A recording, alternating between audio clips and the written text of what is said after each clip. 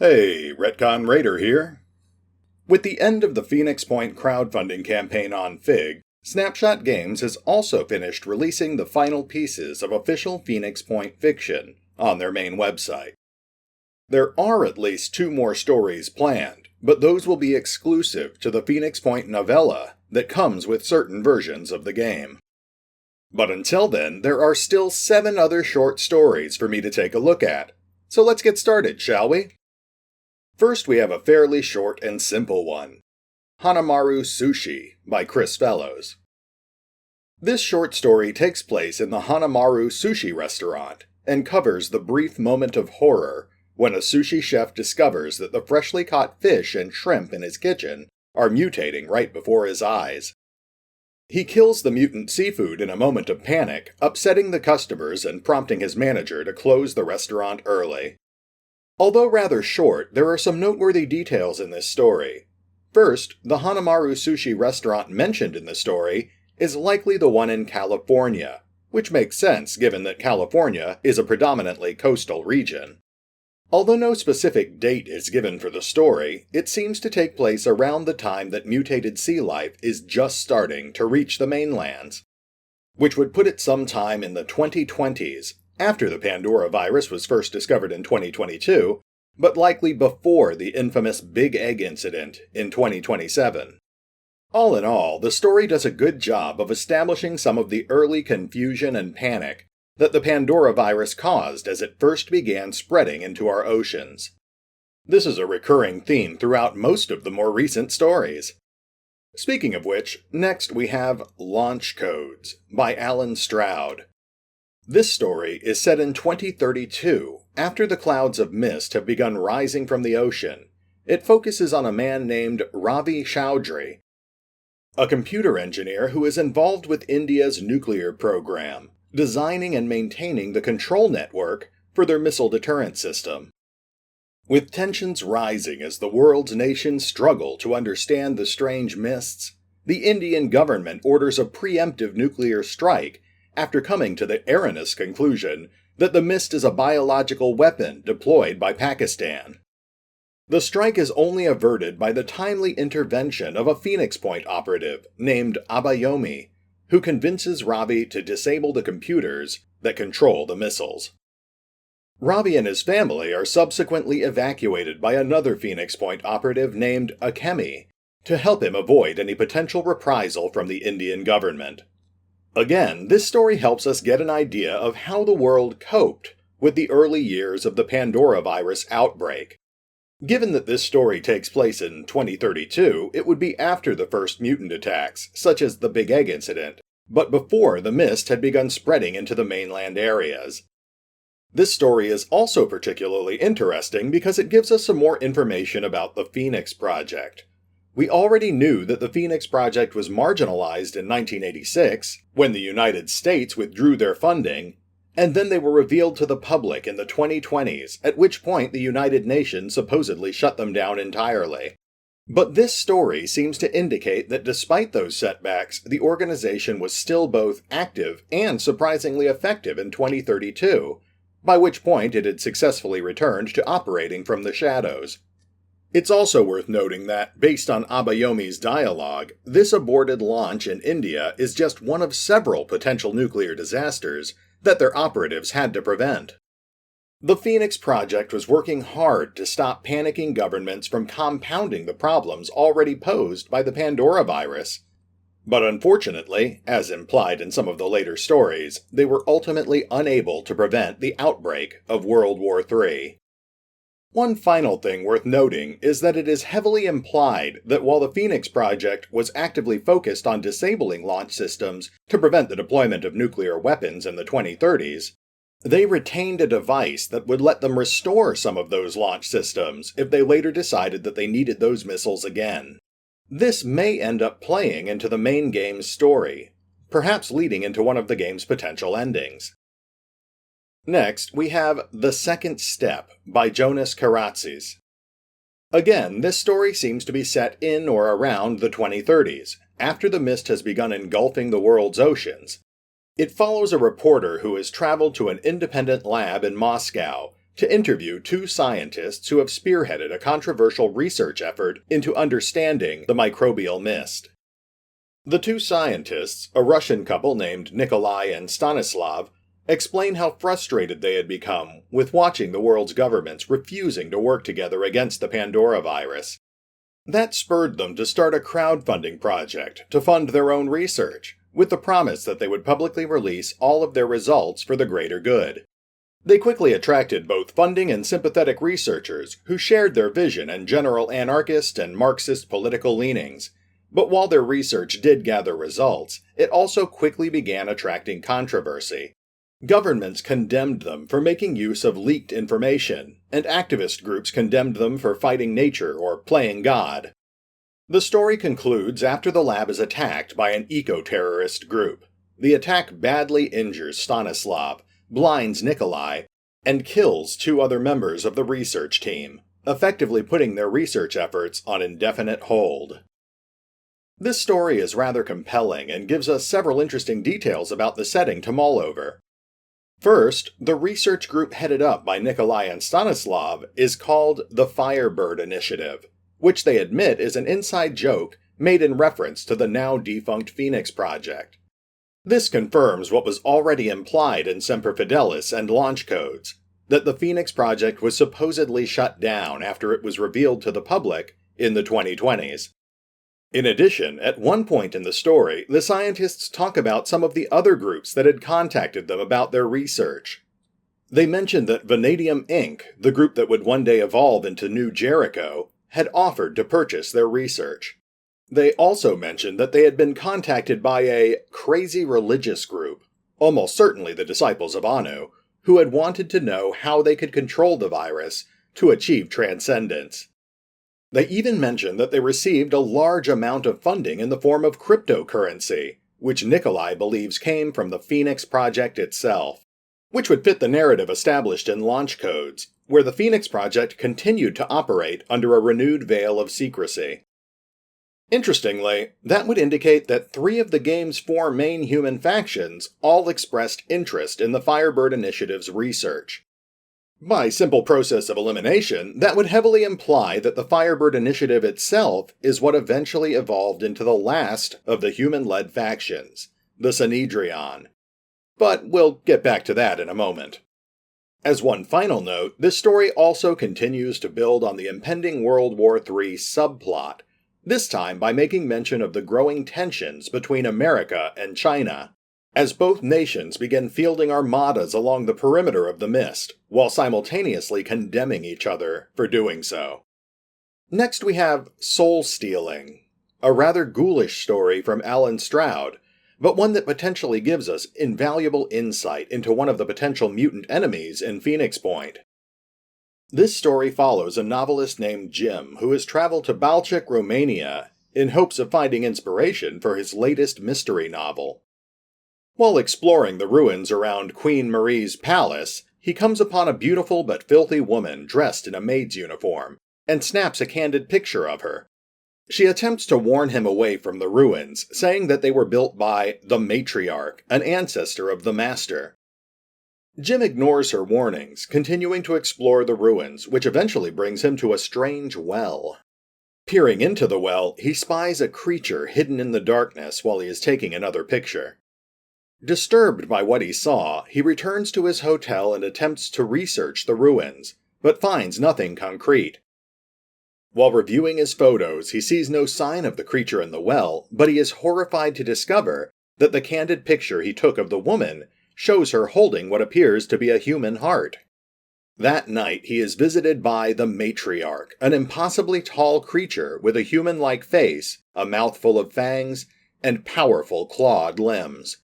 It easily captures him, cutting open his chest and removing his heart, only to replace it with something else, something which keeps him alive while also connecting him to the mind of a greater entity.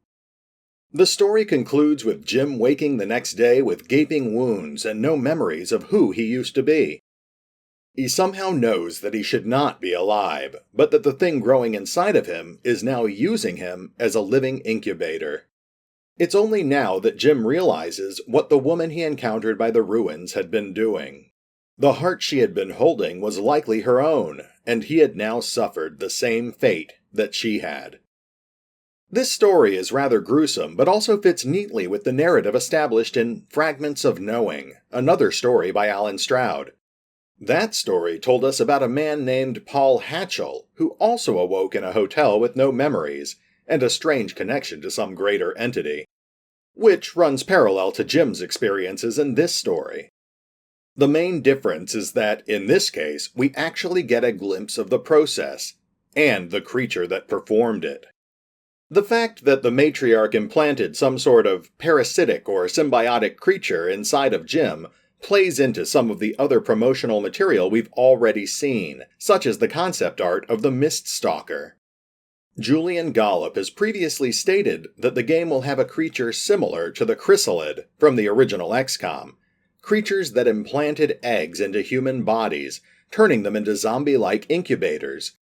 And this story certainly seems to present a rather similar scenario. It's also worth noting that halfway through the story, Jim has a brief conversation with his sister, who lives in the United Kingdoms. During this conversation, they establish that there are increasingly common viral outbreaks occurring in Liverpool and Chester. This would imply that this story takes place sometime in the 2020s, after the PandoraVirus first started spreading, but before the oceans were choked off with mist, and mutant attacks became commonplace. Now let's take a look at Towards Freedom by Jonas Karatzis. This is a particularly long and complex story that follows multiple characters during the final days of Athens, Greece. The mist has all but overwhelmed the city. The local government has sent much of the populace to their doom in woefully inadequate safe zones, and the military is running wild, shooting at the mist in a vain attempt to show that they're trying to somehow fight against it. Each segment of the story focuses on a different character, each of them playing an integral role to the overall narrative. As a whole, the story follows a group of survivors who are trying to encourage people to flee Athens and its ineffective safe zones to a safer location on the nearby Mount Lycabettus. They are being violently opposed by the local military, who are under orders to herd civilians into the token safe zones, where they're certain to die while the local government and military officials evacuate with all of the emergency supplies. The group of survivors on the nearby mountain are facing growing logistical problems. They have prototype devices to repel the mist, domes over their newly established settlements, and hydroponic farms. But there are still too many survivors, and the panicked government below has started directly attacking them with missiles. Although some of their number object to the plan, a group is dispatched into Athens to seize the supplies and vehicles from the government officials, which they do so murderously. The story ends with the leader of this group of attackers, a one-eyed man named Nikolai, reflecting on the state of the world and reaffirming his commitment to his new cause, Synedrion. Where the second step implied the origins of the Synedrion faction, this story spells it out for us. Although this story includes numerous interesting characters, the most notable of them are probably Nikolai and Stanislav, the two scientists who spearheaded the Firebird Initiative.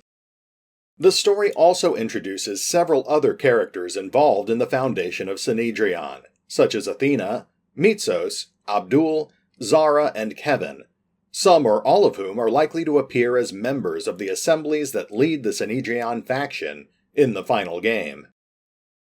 The story clearly establishes how Synedrion was founded on the principles of democracy by committee, with some of their members, such as Zara, arguing against the decision to seize supplies and vehicles from the government officials, but ultimately accepting the results when the committee voted to do so anyway. It also gives us a glimpse at the early stages of Synedrion's incredible technology, such as their domed walls that withstood the missile strikes, and the first of the devices designed to repel the microbial mist, the fruits of the research from the Firebird Initiative. The story also presents a rather interesting minor character named Sophia. She is revealed to be a double agent working for the Phoenix Project, assigned to infiltrate the Grecian government as a science advisor. As the city crumbles around her, she wonders why the Phoenix Project never ended up contacting her with new orders, and reflects on an offer from Vanadium Inc., who wanted to recruit her to lead their exoskeleton project. Although the Synedrion Strike Force offers to evacuate her from the city, she expresses regret in the role that she played in setting up the fake safe zones that have doomed much of the city's populace, and she decides to stay behind, to presumably die with them. This story clearly takes place during the final stages of the PandoraVirus outbreak, possibly within just a year or two of the game's beginning. The story makes reference to multiple major events, such as the first mist outbreak, which presumably occurred in the 2030s, as well as World War III, which presumably occurred sometime in the late 2030s or the 2040s. Then we have Harbinger, another story by Alan Stroud. This story takes place in the New American Republic, in what seems to be the aftermath of World War III, but likely before the Second Mist, which was described in Towards Freedom. It focuses on a woman named Lisa Owen, who has miraculously recovered from terminal cancer after being infected with the PandoraVirus. Although she was studied by some of the top doctors in the country, they were unable to explain what had happened to her, hypothesizing that her body had somehow adapted or changed with the PandoraVirus in a way that saved her life. Given her miraculous recovery, she ends up being approached by other desperate people, parents with terminally ill children. Although she expresses concerns about the process, she ends up using her blood to cure those children, but with the understanding that whatever change she's inflicting upon them is unlikely to be a good one. She ultimately decides to flee her hometown, realizing that the military will come for her when they find out what she can do. She is intercepted by agents of the Disciples of Anu shortly afterwards, and while she is leery of their interest in her, she decides to give them a chance to win her over. This story gives us a rare glimpse of the world in what is likely the 2040s, at a point where America has been worn down by war and the steady incursions of the Mist. While we aren't given many details, we know that America has become fractured, splitting into at least two separate entities, the New American Republic and Independent California. It also gives us a rare glimpse at the inner workings of the Disciples of Anu, perhaps showing us how they finally ended up finding a way to control the mutations caused by the PandoraVirus. Lisa Owens clearly adapted to the virus in some way, allowing her to mutate beneficially without losing control of her body, and that was clearly something that the Disciples wished to replicate. And speaking of mutations, that brings us to the final story. Dotata by Thomas Turnbull Ross. This story is another fairly short one, and one that's a bit tame compared to the narrative-heavy stories that immediately preceded it. It's told in the form of fragmented journal entries that were recovered from a cave near Rio Grande, along the Argentinian coastline. These journal entries were written by an individual who was infected with the PandoraVirus, and was slowly but steadily mutating into something new. He had accepted this change with religious fervor bordering on madness, perhaps in an attempt to rationalize what was happening to him. His journal entries speak of a local youth he met named Lautaro, whom he had hoped to impress his beliefs upon. Although the youth initially responded with fear and caution, he later returned to investigate the madman's cave, where he was injured and infected by the strange mutants that guarded it. In the final journal entry, the madman wrote of how he found Lautaro once more, now infected and mutating as well. This story is fairly straightforward, perhaps helping to describe the process that someone undergoes when they're infected by the PandoraVirus, but before they become a creature wholly under the control of the virus. It's something that we've already seen in some of the other stories, but it gives us another perspective on how one man tried to cope with it. Perhaps the biggest question is just who recovered these journal entries. The story presents them as being items recovered by a well-organized faction, likely the Phoenix Project, but it stops short of actually telling us.